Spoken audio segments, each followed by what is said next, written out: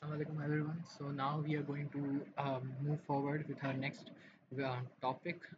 It's the part two of our previous video in which we discussed about ionization energy, electron affinity, electron negativity, ionic and atomic radius, and now we are going to discuss about some other concepts, the other trends in periodic table, which are of metallic characters, oxidation state, and melting and boiling point. When it comes to melting point and boiling point, we need to understand the terminologies first. Melting point is defined as the temperature.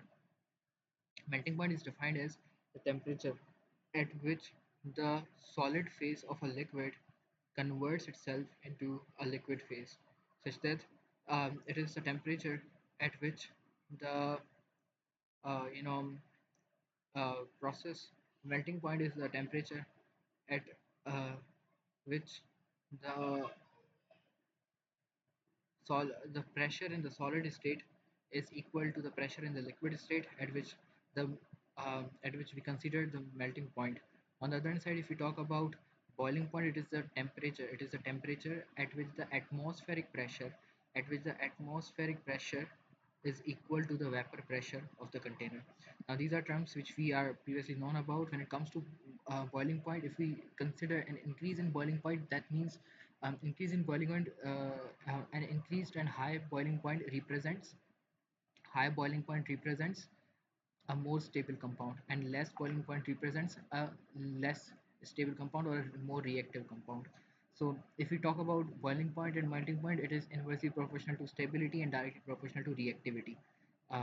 Let's just discuss on that behalf all of the trends which are in boiling point. Now when it comes to the trend of boiling point and left to right in a period, left to right in a period, if we talk about the trend of boiling point, then boiling point is increased, then a boiling point is increased from left to right in a periodic table. Boiling point is increased from left to right in a periodic table from group 1A to group 4A. But if you talk about from group 4A to group 8A, then it again starts to decrease from left to right in a periodic table. So the graph obtained of the boiling point would be such a manner that here we have all the groups: group 1, group 2, group 1, group 2, group 3, group 4, group 5, 6, 7, and group 8. So it's a bit curved, but we need to just compromise on that. Here we are having the increasing boiling point, right? Now, if we are supposed to draw the graph would be drawn in such a manner that here group 1 would be having the least uh, with sorry, bit incorrect. That Wait a second. Yeah, so this is how the graph would be drawn of the boiling point. This is how the graph of boiling point would be drawn, such that first it is being increased in the periods and then it is being decreased in the periods gradually. So in that sense, that would be the graph drawn, and this is one of the MCQs in the MDGAT as well. So yeah, the maximum boiling point would be observed in group 4A. So if we talk about the group 4A would be at the peak of the graph.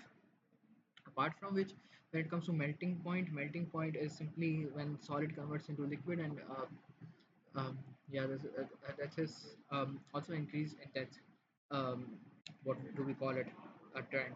And if we talk about moving from top to bottom in the group, if we move from top to bottom, the size of the atom increases. As the size of the atom increases, there is decrease in the nuclear force, increase in the distance between nucleus and the outermost shell, due to which there is a decrease in the nuclear force, as a result of which the atom becomes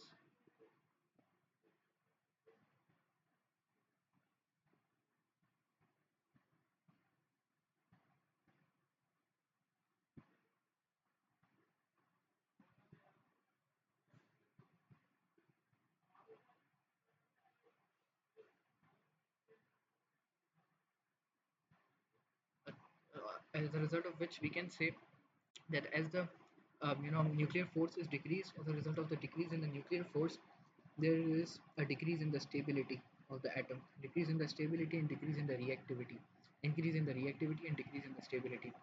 due to which, and there is decrease in the stability when we go down in the group, then the boiling point decreases. Boiling point decreases when you go from top to bottom.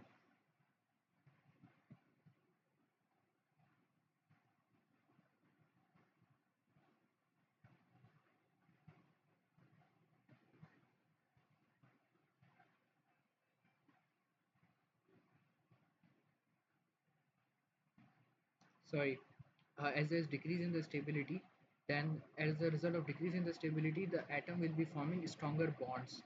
When there's decrease in stability, then the bottom atom will be making stronger bonds, and as a result of the stronger bonds formed, the top to bottom trend of the group in terms of boiling point would be increasing rather than decreasing. So from top to bottom downwards, the boiling point is increased, right?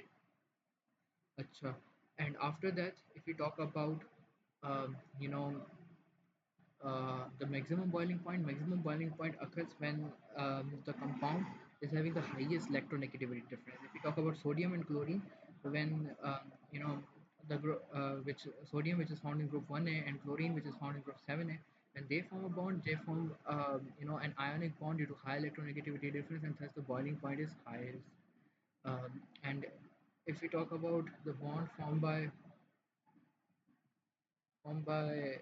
cesium and francium, then that would be um, less stable.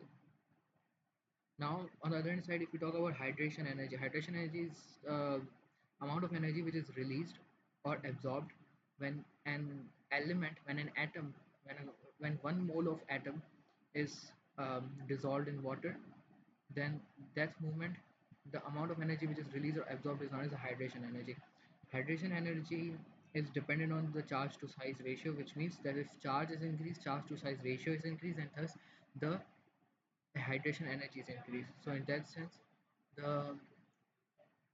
in that sense, the hydration energy is increased from left to right in a period and decreased from top to bottom in a curve, right?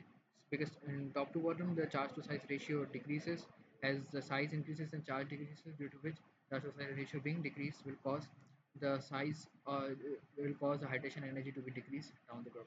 On the other hand side, if we talk about the concept of metallic character, metallicity. So metallic character, if we generally supposed to look into the period table. So um, if we move from left to right in a period, then metallic characters are decreased, because from left to right, the charge of the atom is increased, and as a result of charge of the atom is being increased, there would be an increase in the nuclear force, due to which the atom would be less likely to lose an electron and become a positive metal ion, and rather would be more eager, more potential to more potential to accept an electron in order to become a negative non-metal anion. So in that sense, positive characters, metallic characters decrease in period and increase in groups. Increase in groups. Now, why do they increase in group? Because in a group there's addition of shells, due to which nuclear force is decreased, and losing of electron is more readable due to less ionization energy in moving down towards the group. Due to which it will help us in decrease nuclear force, due to which losing of electron becomes more feasible for the atom. On the other hand side, as the metallic characters decrease, there is decrease in electrical conductivity down the group as well, and increase. Sorry, there as the decrease in metallic character occurs, then the decrease in metallic character leads to decrease in electrical conductivity from top to bottom, and decrease in metallic characters also occur from um, left to right, and thus there's a decrease in electrical conductivity from left to right as well.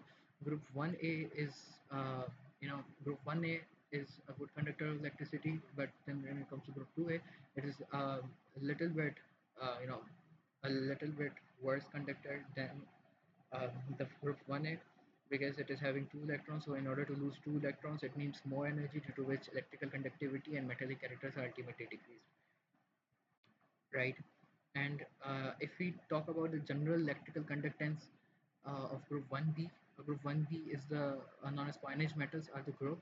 which are having the highest electrical conductivity. They have the highest electrical conductivity due to their um, highest electrical conductivity due to their large size and least amount of polarizability. In that sense, they've got highest electrical conductivity.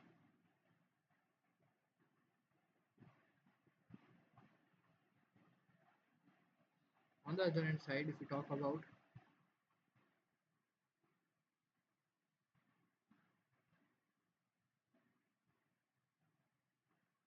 about oxidation state, it's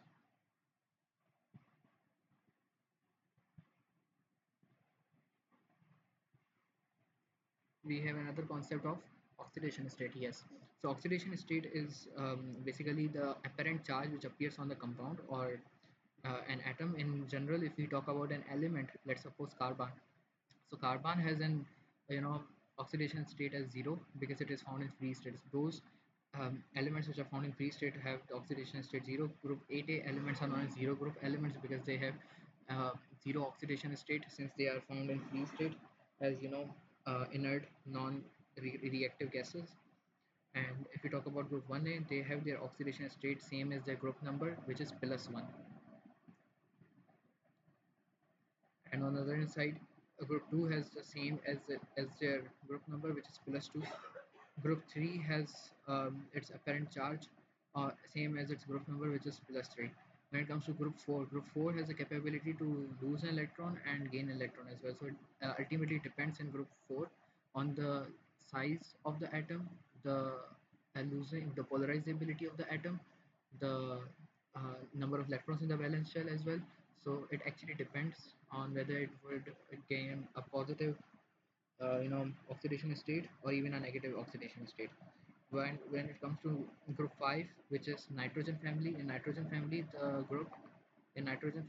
the group is basically having either the oxidation state of plus 3 or plus 5.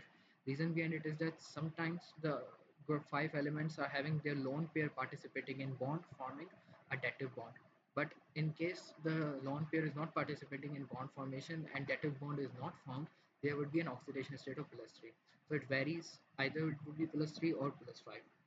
When it comes to group 6 is also varied. It depends on the type of bond which is formed, the number of atoms with which the bond is being formed, the valence electrons present in outermost shell, size of the atom.